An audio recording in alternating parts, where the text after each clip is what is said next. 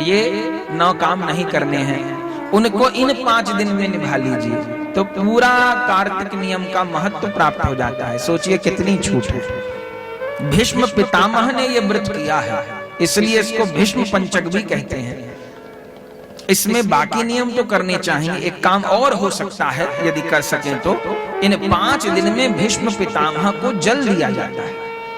तो भीष्म पितामह जब शरशैया पे लेटे थे तो उनको प्यास लगी, वो उठ के पानी तो नहीं पी सकते थे, तो भगवान को याद किया तो ठाकुर जी पधारे। तब अर्जुन को आज्ञा की, तो अर्जुन धरती में बाण मारे, वहां से गंगा जी प्रकट हुई और ऐसी प्रकट हुई कि सीधा मुख में जल गया भीष्म पितामह के। तो ये इसी भीष्म पंचक व्रत की बात है।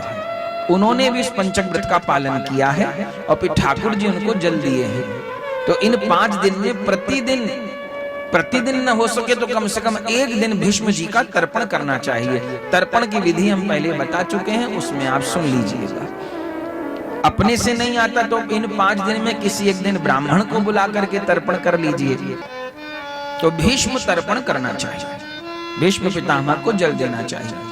तो 5 दिन का ये व्रत, एकादशी का व्रत तो रहेगा। अब कोई कहेगा हमको पारण करना है, तो 5 दिन फलाहार से आप कर सकते हैं, न तो एक समय का भोजन छोड़कर कर सकते हैं, अथवा मुख्य नियम यही है कि नाम जब बढ़ाकर करिए।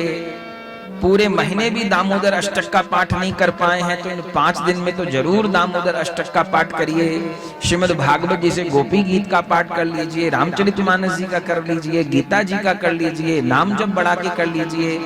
रोज तुलसी जी पे दीपदान नहीं कर पाए हैं तो इन 5 दिन में दीपदान कर लीजिए, परिक्रमा कर लीजिए, गंगा जी यमुना जी स्नान कर लीजिए, जो बन सके।